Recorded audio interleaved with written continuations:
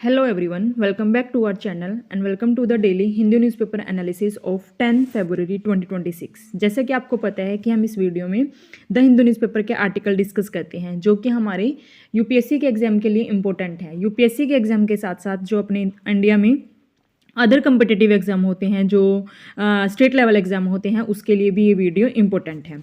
तो आज हम इसमें जो आर्टिकल डिस्कस करेंगे वो क्या है, हमारा फर्स्ट आर्टिकल डिस्कस करने से पहले अगर आप चैनल पर नए जुड़े हैं तो प्लीज़ चैनल को सब्सक्राइब कर लीजिए, जिससे कि आपको क्या मिले, ये डेली आपके पास ये वीडियो आती रहे। तो फर्स्ट जो हमारा आर्टिकल है द हिंदू न्यूज़पेपर में वो क्या है कि country will soon be free from Naxalism से शाह, यानी कि जो हमारे होम मिनिस्टर हैं उन्होंने बोला है कि कंट्री यानी कि इंडिया जल्द ही क्या होगी, जो एक तरह से नक्सलवादी चल रहा है उससे फ्री हो जाएगी। फर्स्ट आर्टिकल ये है। सेकंड आर्टिकल जो है वो क्या कहता है कि जो अपोजिशन है, यानी कि अभी क्या है, बीजेपी एक तरह से क्या कर रही है, सत्ता पर है, तो जो अपोजिशन है उन्होंने बोला है कि हमें क्या लेकर आना है, नो कॉन्फिडेंस मोशन लेकर आना है। किसके अगेंस्ट? कि जो लोकसभा स्पीकर बिरला हैं जो लोकसभा के स्पीकर हैं बिरला जी, उनको रिमूव करने के लिए क्या लेकर आ रही हैं, नो कॉन्फिडेंस मोशन। तो इसके बारे में हम डिस्कस करेंगे। जो हमारा थर्ड आर्टिकल है वो क्या है कि अभी एक ड्रैगन फ्लाई है, उसकी न्यू स्पीसीज क्या हुई है, डिस्कवर हुई है, जिसका नाम क्या है, लीरियोथैमिस केरलानिसिस। ये क्या है, एक ड्रैगन फ्लाई है, न्यू स्पीसीज। तो कहाँ पर डिस्कवर हुई है, कहाँ पर, केरला में। तो इसके बारे में हम डिस्कस करेंगे। और जो हमारा फोर्थ आर्टिकल होगा वो होगा इंडिया और मलेशिया के रिलेशन के ऊपर। तो अब हम जो हमारा फर्स्ट आर्टिकल है उसके बारे में क्या है।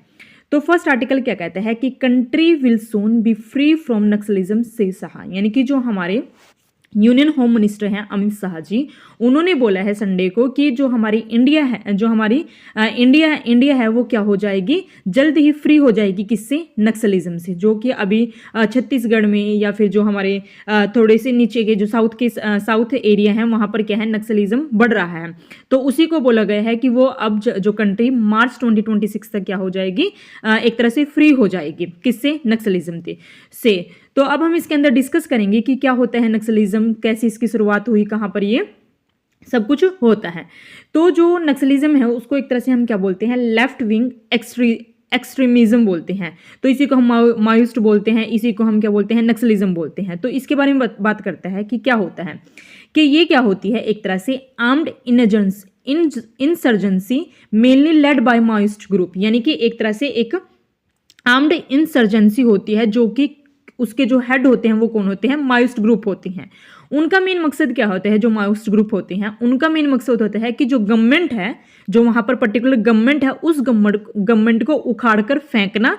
किससे? चाहे वो हिंसा से, चाहे वो किसी भी वियोलेंट करके उस सरकार को वहाँ से उखाड़कर फेंक देना और वहाँ पर खुद का, यानी कि माओइस्ट ग्रुप का क्या कर लेना, कब्जा कर लेना। तो ये एक तरह से इनका एम है, किसका, लेफ्ट विंग एक्सट्रीमिज्म का।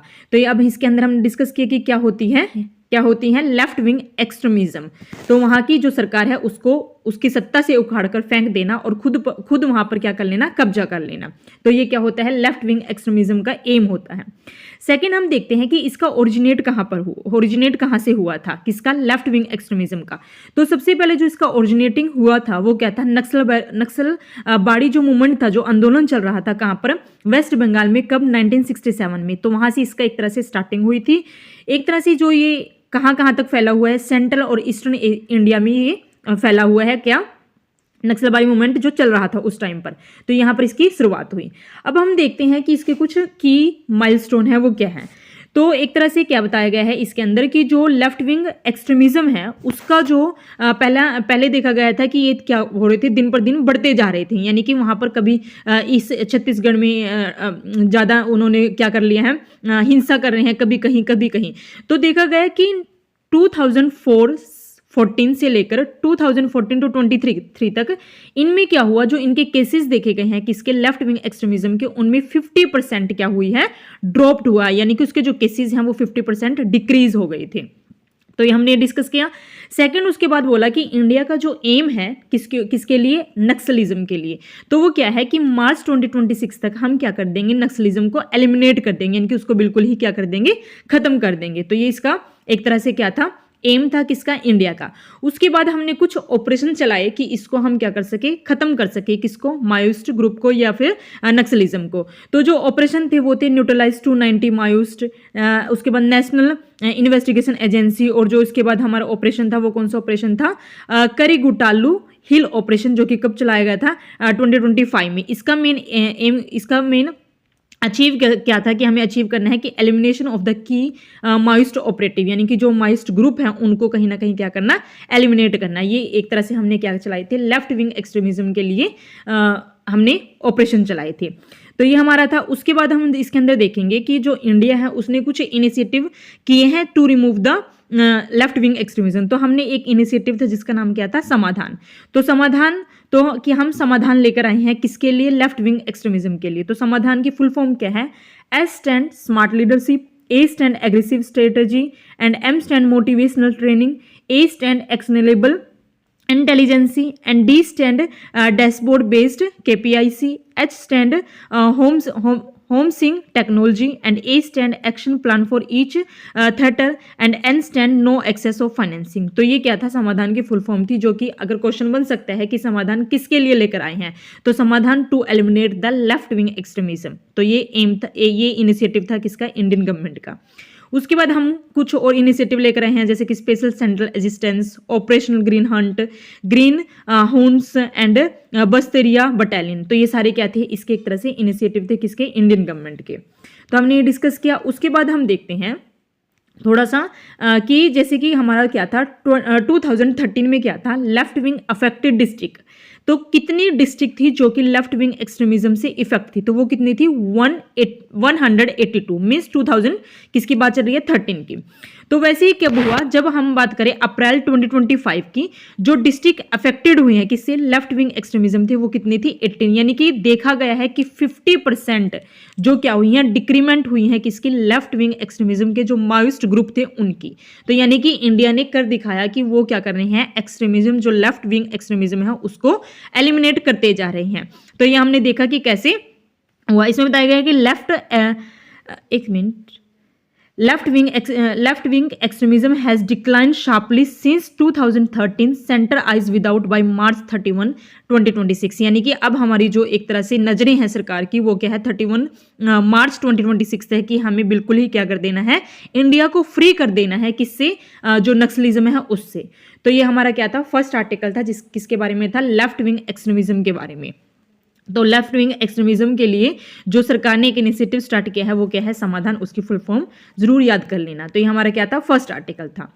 अब हम डिस्कस करेंगे जो हमारा सेकंड आर्टिकल है, किसके लिए इंपॉर्टेंट है, GS3 में जो एनवायरनमेंट हमारा पोर्शन है उसके लिए इंपॉर्टेंट है।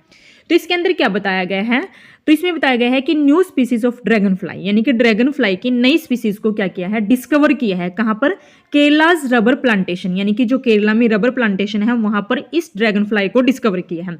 इसका नाम क्या है, लिरियोथेमिस केरलानिसिस। यानी कि एक तरह से इसमें केरला में जो केरला की रबर प्लांटेशन है उसके अंदर इसको डिस्कवर किया गया है, किसको, ड्रैगन फ्लाई को, जिसका नाम है लिरियोथेमिस केरलानिसिस। तो आ सकता है कि अभी हाल फिलहाल एक नाम चर्चा में था, लिरियोथेमिस केरलानिसिस। तो ये क्या है, तो ऑप्शन दे सकता है कि बर्ड है, एनिमल है, या ड्रैगन फ्लाई है। तो वहां पर क्या टिक करना है हमें, ड्रैगन फ्लाई।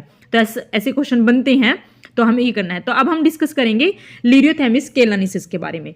तो ये एक तरह से नई स्पीसीज है किसकी, ड्रैगन फ्लाई की, जो कि कहाँ पर डिस्कवर की है हमने, केरला के कोस्टल एरिया में। तो ये उसके बाद इसमें बताया गया है कि इसको कॉमनली क्या कहा जाता है, इसको एक तरह से स्लेंडर बोम्बार्डियर, यानी कि इसके नाम से भी इसको क्या जाना जाता है, नाम से जाना जाता है। उसके बाद हमने डिस्कस किया कि जो नॉर्थ ईस्ट इंडियन है इनमें भी इसको देखा जा सकता है। उसके बाद इसमें बताया गया है कि जो स्पीसीज है इसका जो साइज है वो कितना है, 3 सेंटीमीटर इसकी लेंथ है, किसकी, जो लिरियोथेमिस केरलानिसिस है। तो इसकी एक तरह से ये लेंथ है। उसके बाद इसमें बताया गया है कि जो ड्रैगन फ्लाई है ये हमारी केरला में देखी जा रही है, ये क्या है, कहाँ कहाँ पर पाई जाती है, ये फॉरेस्ट एरिया है, यहाँ पर इसको देखा जाता है। और साथ में जो ये क्या करती है, एक तरह से slender Bombardier prefer human modified landscape, यानी कि जो भी ह्यूमन ने एक तरह से लैंडस्केप बनाया है वहां पर इसको देखा जा सकता है, किसको, लिरियोथेमिस केरलानिसिस को। तो इसके बारे में ये हमने डिस्कस किया कि क्या होती है लिरियोथेमिस, एक तरह से लिरियोथेमिस केरलानिसिस। तो ये इसके बारे में यही था कि ये एक प्रकार की क्या है, ड्रैगन फ्लाई है। जो थर्ड आर्टिकल है हमारा वो किस जीएस पेपर के लिए इंपॉर्टेंट है, वो हमारा GS2 पॉलिटी के लिए इंपॉर्टेंट है।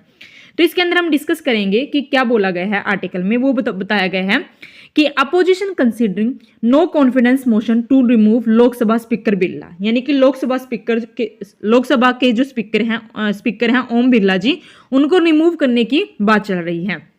किसके द्वारा? जो अपोजिशन पार्टी है उसके बारे में। तो इसके लिए जो इम्पोर्टेंट है हमारा वो क्या है, स्पीकर। यानी कि हम देखेंगे कि स्पीकर जो लोकसभा के स्पीकर हैं उनका हमारे जो कॉन्स्टिट्यूशन है उसका एक तरह से उनको कैसे इलेक्ट किया जाता है, उनका रिमूव कैसे किया जाता है, उनकी पावर्स क्या हैं, ये पूरा हम इसके अंदर डिस्कस करेंगे। तो सबसे पहले हम देखेंगे कि जो स्पीकर हैं उनका हमारा जो कॉन्स्टिट्यूशन है उसके अंदर कहीं मेंशन वगैरह है या नहीं स्पीकर के बारे में। तो आर्टिकल 93 क्या कहता है कि एक तरह से कि जो लोकसभा के स्पीकर हैं उनको चूज करना क्या है, एक तरह से मंडेट है कि एक तरह से कि लोकसभा का क्या होगा, स्पीकर भी होगा और साथ में कौन होगा, डिप्टी स्पीकर भी होंगे। यानी कि आर्टिकल 93 कहता है कि हमारी जो लोकसभा है उनके स्पीकर भी होंगे और साथ में डिप्टी स्पीकर भी होंगे। तो जो हमारा आर्टिकल सेकंड है वो क्या कहता है, आर्टिकल 94 ये कहता है कि इस आर्टिकल 94 में बोला गया है कि जो स्पीकर हैं उनका एक तरह से क्या होगा, वैकेशन ऑफ ऑफिस, यानी कि वो अपनी स्थान को रिक्त कर सकते हैं, इस्तीफा दे सकते हैं और उनको क्या किया जा सकता है, रिमूव भी किया जा सकता है। किसको? स्पीकर को। आर्टिकल 94 कहते हैं।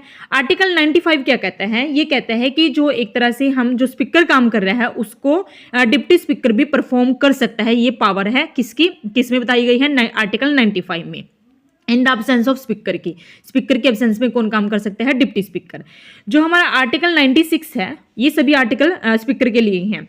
तो आर्टिकल 96 क्या कहता है कि stipulates the speaker shall not preside the resolution for their removal is under consideration. अगर उसका रिमूवल एक तरह से चल रहा है कि उसको रिमूव करना है तो उसमें वो बिल्कुल भी काम नहीं करेगा। कौन? स्पीकर। तो ये हमारे किसमें, कॉन्स्टिट्यूशन में बताया गया है, किसके, स्पीकर के बारे में। तो हम देखेंगे कि स्पीकर के बारे में कि जो स्पीकर है उसका एक तरह से constitutional and ceremony head of the house, यानी कि जो हमारा कॉन्स्टिट्यूशन है उसमें बताया गया है कि जो स्पीकर है वो एक हेड होगा किसका, हाउस का। हाउस मीन्स क्या है, हमारे क्या है, दो हाउस हैं, first is Lok Sabha and second is Rajya Sabha. तो इसमें ये बताया गया है कि जो हाउस है हमारा लोकसभा उसका जो हेड होगा वो कौन होगा, स्पीकर होगा। सेकंड इसके अंदर बताया गया है कि जो ईच हाउस मीन्स लोकसभा और Rajya Sabha, parliament has its own presidency officer, यानी कि उनके खुद के जो उनको एक तरह से चलाएंगे उनके ऑफिसर होंगे, किसके, लोकसभा के भी और राज्यसभा के। अब हम देखते हैं कि जो लोकसभा है उसका जो हेड होगा वो कौन होगा। तो वो कौन है, speaker and deputy speaker for the Lok Sabha, यानी कि लोकसभा के लिए स्पीकर होगा और साथ में डिप्टी स्पीकर होगा। और राज्यसभा के लिए कौन होगा, चेयरमैन एंड डिप्टी चेयरमैन। तो ये चार होंगे जो कि लोकसभा के क्या होंगे, हेड होंगे। उसके बाद इसमें बताया गया है कि जो स्पीकर है वो एक तरह से काम करेगा किसके द्वारा, secretary general of the Lok Sabha, यानी कि लोकसभा के जो सेक्रेटरी जनरल होंगे उसके द्वारा वो क्या करेंगे, काम करेंगे। उसके बाद इसमें बताया गया है ये सारा क्या होगा, parliamentary activities, practice and procedure, ये सब इसमें काम होंगे। अब इसमें बताया गया है अगर स्पीकर अब्सेंस होता है तो उसके अब्सेंस में कौन काम करेगा। In the absence of the speaker deputy speaker discharge the function, यानी कि वो सारे फंक्शन जो कि स्पीकर के द्वारा किए जाते हैं वो सारे फंक्शन कौन करेगा, in the presence of speaker की डिप्टी स्पीकर करेगा। उसके बाद इसमें बताया गया है कि मान लो अगर स्पीकर भी और हमारे जो डिप्टी स्पीकर हैं दोनों अब्सेंस है तो उनके अब्सेंस में कौन काम करेगा, तो उनके अब्सेंस में एक मेंबर काम करेगा। किसका मेंबर, पैनल ऑफ चेयरमैन, यानी कि जो हमारे जो एक पैनल है उसमें से किसी एक मेंबर को चूज किया जाएगा। तो वो क्या करेगा, एक तरह से उस हाउस को एक तरह से क्या करेगा, चलाएगा। In the absence of the both speaker and deputy speaker, दोनों के अब्सेंस में पैनल का एक चेयरमैन है जो कि उसको चलाएगा। ये बात कही गई इन द अब्सेंस, यानी कि अब्सेंस में। अगर इसमें बताया गया है कि अगर मान लो कि जो स्पीकर और जो डिप्टी स्पीकर हैं उनकी दोनों की जो स्पेस है वो क्या है, वैकेंट है, यानी कि वो खाली है। वो जो हाउस का जो हेड है उसकी जो स्पेस है वो क्या है, बिल्कुल ही खाली है। तो उसकी अब्सेंस में पैनल का कोई भी मेंबर क्या काम नहीं करेगा। तो यानी कि जो पैनल का चेयरपर्सन है वो कब काम करेगा, अगर अब्सेंस है कौन, स्पीकर और डिप्टी स्पीकर। अगर उनकी जो स्पेस है उनका वो रिक्त, जो उनकी जो सीट है वो रिक्त है, वैकेंट है, तो उसमें बिल्कुल भी काम नहीं करेगा कौन, पैनल का मेंबर। तो उसके लिए इलेक्शन वगैरह होगा कि किसको हमें चूज करना है। तब हम देखते हैं कि जो लोकसभा के स्पीकर हैं उनको कैसे इलेक्ट किया जाता है। तो उन्हें जो इलेक्ट किया जाता है एक सिंपल मेजोरिटी से इलेक्ट किया जाता है। जो भी सभी मेंबर जो कि उसके अंदर है, किसके अंदर, हाउस के अंदर है, वोट करके आए हैं, तो उनमें से एक सिंपल मेजोरिटी होगी और वो क्या करेंगे, सभी इलेक्ट करेंगे उस स्पीकर को। तो इसके अंदर ये बताया गया है। अब बात आती है कि जो स्पीकर होगा वो किस पार्टी का होगा, रूलिंग पार्टी का या नॉन रूलिंग पार्टी का। तो इसके अंदर बताया गया है कि जो जो स्पीकर है उसको इलेक्ट करेंगे, जो मेंबर होगा वो बिलोंग करेगा किससे, जो रूलिंग पार्टी होगी। यानी कि अगर रूलिंग पार्टी है तो उसी में से किसी एक मेंबर को क्या बनाया जाएगा, स्पीकर बनाया जाएगा। और जो डिप्टी स्पीकर होगा वो एक तरह से चूज कर सकते हैं हम किसमें, अपोजिशन पार्टी से भी उसको हम क्या कर सकते हैं, चूज कर सकते हैं, इलेक्ट कर सकते हैं। तो अब इसमें बात आती है कि अब ये तो फिर गलत बात होगी कि स्पीकर हम हमेशा किस में से कर रहे हैं, रूलिंग पार्टी में से। तो इसमें बोला गया है कि ऐसा सच नहीं है कि जो वो मेंबर हम इलेक्ट कर रहे हैं किसके लिए, स्पीकर के लिए, वो क्या होगा, रूलिंग पार्टी से ही इलेक्ट किया जाएगा। जैसे कि फॉर एग्जांपल इसमें बोला गया है कि जो हमारे 12th और 13 लोकसभा थी उसके अंदर नॉन रूलिंग पार्टी के भी क्या थे, स्पीकर थे। जैसे कि जीएमसी बाला योगी थे जो कि नॉन रूलिंग पार्टी से बिलोंग करते थे, और जो मनोहर जोशी थे वो भी किस पार्टी से बिलोंग करते थे, नॉन रूलिंग पार्टी से। तो इसमें बताया गया है कि ऐसा सच नहीं है कि वो जो स्पीकर होगा वो क्या होगा, belonging to the ruling party से ही क्या करेगा, वो बिलोंग करेगा। तो इसके अंदर हमने ये डिस्कस किया। उसके बाद इसमें बताया गया है कि अगर लोकसभा डिसॉल्व हो जाती है, अगर लोकसभा डिसॉल्व हो रही है तो साथ में कौन भी डिसॉल्व होगा, स्पीकर भी डिसॉल्व होगा। तो इसमें बताया गया है कि अगर लोकसभा डिसॉल्व हो जाती है तो स्पीकर क्या रहेगा, तब तक काम करेगा जब तक कि जो नई असेंबली के स्पीकर इलेक्ट नहीं हो जाते हैं। मींस क्या है, अगर पूरी लोकसभा क्या हो गई, डिसॉल्व हो गई, तो सभी मेंबर क्या हो गए, डिसॉल्व हो गए। लेकिन जो स्पीकर है वो तब तक डिसॉल्व नहीं होगा जब तक जो नई असेंबली बन पा रही है उसके नए स्पीकर बन नहीं पाते, तब तक वो स्पीकर क्या करेगा, एज ए स्पीकर काम करेगा। कहां पर, लोकसभा में। तो ये हमने डिस्कस किया कि कैसे जो स्पीकर हैं उनको इलेक्ट किया जाता है। अब हम बात करेंगे कि कैसे उनको रिमूव किया जाता है, किसको, जो हमारे स्पीकर जी हैं। तो हमने देखा कि अभी कॉन्स्टिट्यूशन भी बोलते हैं कि जो लोकसभा के जो लोअर हाउस है या फिर लोकसभा है उनके स्पीकर को हम क्या कर सकते हैं, रिमूव कर सकते हैं अगर जरूरत पड़ती है। तो इसके अंदर जो हमारा आर्टिकल है 94 कहता है कि हम उसको क्या कर सकते हैं, रिमूव कर सकते हैं। अगर वो क्या कर सकता है, इस्तीफा दे सकते हैं। अगर उसने इस्तीफा दिया है तो वो रिमूव हो सकते हैं। और साथ में क्या होगा, इसके अंदर बोला गया है आर्टिकल के अंदर, अगर वो अपने आप को क्या कर दे, इस्तीफा दे दे या फिर वो पास्ट यानी कि एक तरह से उनकी डेथ हो जाए तो वो क्या हो सकता है, रिमूव हो सकता है। अब इसमें बात कर सकते हैं कि जो स्पीकर है उसको हम रिमूव भी कर सकते हैं। किसके द्वारा रिमूव कर सकते हैं कि जो रिप्रेजेंटेशन ऑफ पीपल एक्ट 1951 है उसका जो सेक्शन 7 और 8 है वो भी बोलते हैं कि अगर जो लोकसभा का मेंबर डिसक्वालिफाइड हो जाता है तो उसको हम रिमूव कर सकते हैं स्पीकर के पद से। तो इसके अंदर ये बताया गया है। उसके बाद इसमें बताया गया है कि अगर वो क्या करे, जो स्पीकर है वो क्या कर दे, अपना इस्तीफा किसको दे दे, डिप्टी स्पीकर को दे दे, तो हम उसको क्या कर सकते हैं, रिमूव कर सकते हैं। तो ये हमने डिस्कस किया कि कैसे उसका रिमूवल होता है। अब बात हम करते हैं कि जो स्पीकर हैं लोकसभा के उनकी पावर और ड्यूटीज क्या हैं। तो पावर की बात की जाती है तो कॉन्स्टिट्यूशन ऑफ इंडिया है उसके बारे में बताया गया है आर्टिकल 93 में कि हम जो स्पीकर हैं उनको अपॉइंट कर सकते हैं। उसके बाद जो rule of procedure and conduct of business of Lok Sabha उसके अंदर इसकी पावर के बारे में बताया गया है। थर्ड जो बताया गया है पार्लियामेंट्री कन्वेंशन में भी इसकी पावर के बारे में बताया गया है। अब बात आती है कि इसके कुछ एक तरह से कि जो इसकी सैलरीज हैं उसको कहाँ से दिया जाता है। तो जो इसकी सैलरी है किसकी, स्पीकर की, उसको एक तरह से दिया जाता है कहाँ से, कंसोलिडेटेड फंड ऑफ इंडिया से इसको दिया जाता है। किसको, जो इसकी सैलरी होती है। उसके बाद इसमें बताया गया है कि जो इसकी सिक्योरिटी ऑफ टेन्योर है it can be removed only by resolution passed by the Lok Sabha bye effective majority. यानी कि इसको रिमूव किया जा सकता है किसको, स्पीकर को, कब कि लोकसभा में से हम क्या करें, एक इफेक्टिव मेजोरिटी को पास करें कि हाँ वो सब साथ चाहते हैं कि हम स्पीकर को रिमूव करना चाहते हैं, तो तभी हम जो स्पीकर हैं लोकसभा के उनको रिमूव कर सकते हैं। तो ये हमारा थर्ड आर्टिकल था जो कि हमारा GS2 पॉलिटी के लिए इंपॉर्टेंट था। इसमें क्या था, हमारे लोकसभा के स्पीकर। तो जो हमारा नेक्स्ट आर्टिकल है वो क्या है, हमारा GS2 IR means international relation के लिए इंपॉर्टेंट है, जो कि रिलेशन किस किस के बीच में है, इंडिया और मलेशिया के बीच में। तो इसके बारे में हम डिस्कस करेंगे कि जो अभी हमारे PM जी हैं नरेंद्र मोदी जी, वो कहाँ पर किसकी विजिट पर हैं, मलेशिया गए हुए हैं, मलेशिया की विजिट पर हैं। तो इसमें आर्टिकल में क्या कहा है कि India and Malaysia sign pact to expand ties, यानी कि इंडिया और मलेशिया को एक तरह से साइन कर रही हैं किसके लिए, कि हमें दोनों के रिलेशन को क्या करना चाहिए, एक्सपेंड करना चाहिए। तो जो एग्रीमेंट चल रहे हैं वो किस किस के ऊपर चल रहे हैं, जो क्रिटिकल एरियाज हैं यानी कि जो डिफेंस है और जो सेमीकंडक्टर हैं, इन सब के ऊपर हम क्या कर रहे हैं, एग्रीमेंट कर रहे हैं कि हम लोगों को क्या करना चाहिए, इन सभी के ऊपर थोड़ा सा काम करना चाहिए। तो अभी एक तरह से मीटिंग हो रही है कि जो एनर्जी सेक्टर है, जो सेमीकंडक्टर है, उन सभी पर हमें क्या करना चाहिए, एग्रीमेंट करना चाहिए, जिससे हमें थोड़ा सा क्या होगा, बेनिफिट होगा। तो हमारे लिए जो इंपॉर्टेंट है इसके अंदर वो क्या है, इंडिया मलेशिया के रिलेशनशिप। तो फर्स्ट हम डिस्कस करेंगे कि जो हमने इंडिया ने मलेशिया के साथ रिलेशन बनाने स्टार्ट किए थे वो कब किए थे। तो वो एक तरह से जो इंडिया ने रिलेशन बनाने स्टार्ट किए थे वो किसके साथ किए थे, फेडरेशन ऑफ मलाया के साथ किए थे। कब, 1957 में। तो ये हमने डिस्कस किया। उसके बाद जो हमारे एक तरह से रिलेशनशिप थे किसके बीच में, इंडिया और जो इंडिया और मलेशिया थे उसके जो रिलेशनशिप थे वो एक तरह से स्ट्रॉन्ग रिलेशनशिप थे। किसमें, 1960s में। इसमें 1960s में हमारी तब से ही क्या थी, फ्रेंडशिप थी। लेकिन किस किस के बीच की थी ये, जो हमारे प्राइम मिनिस्टर नेहरू और साथ में जो मलेशिया के थे तुनकू अब्दुल रहमान पुत्रा। तो इन दोनों के बीच में तब से हमारी पार्टनरशिप चल रही है, फ्रेंडशिप होती जा रही है। तो उसके बाद हमने जो एक तरह से अब बात की जाती है इंडिया और मलेशिया के एक तरह से रिलेशन क्या है।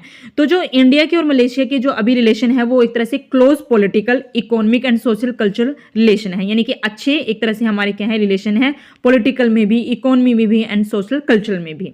तो हमने डिस्कस किया। उसके बाद इसमें बताया गया है कि जो मलेशिया की अगर बात की जाती है तो हमारे इंडिया के जो एक तरह से व्यक्ति हैं 2.95 मिलियंस इंडियन है जो कि कहाँ पर रह रहे हैं, मलेशिया में रह रहे हैं।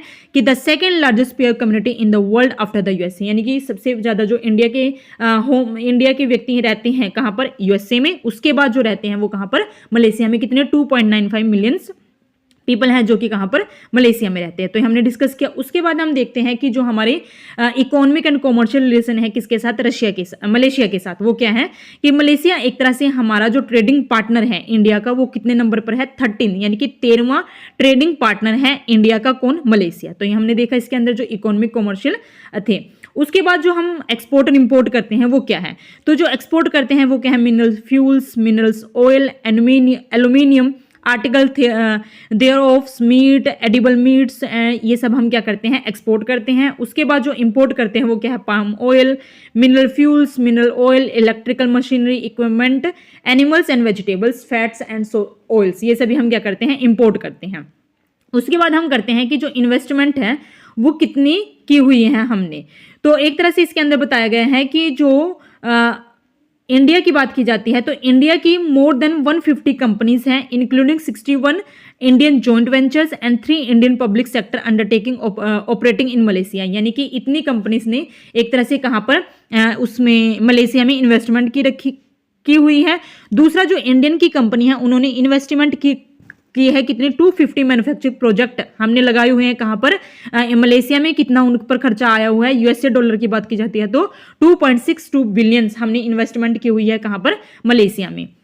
उसके बाद इसमें बताया गया है कि एक तरह से हम डिफेंस एंड सिक्योरिटी के लिए भी दोनों की जो आर्मीज है, जो नेवीज है, जो एक तरह से काम कर रही हैं, दोनों रिलेशन बना रही हैं। तो both nation participant in each other biennial defence exhibition Lima and Milan, यानी कि दो ये एग्जीबिशन चलाए थे, उनके अंदर दोनों ने पार्टिसिपेट किया है। तो हम कहीं ना कहीं डिफेंस एंड सिक्योरिटी में भी दोनों की जो दोनों कंट्रीज हैं वो भी मिलकर क्या कर रही हैं, काम कर रही हैं। तो कल हमारी वीडियो नहीं आ पाई थी तो प्लीज़ उसके लिए क्षमा कीजिएगा। तो मैंने कल के इसके अंदर जो हमारा इंडिया मलेशिया और साथ में जो एक आर्टिकल ऊपर था नक्सलिज्म, ये कल के न्यूज़पेपर के आर्टिकल थे, तो मैंने इसके अंदर अटैच कर दिए। तो प्लीज़ कमेंट बॉक्स में बताना कि आपको आज की वीडियो कैसी लगी। अगर अच्छी लगी हो तो लाइक करना and please do subscribe my channel and thank you for watching my video.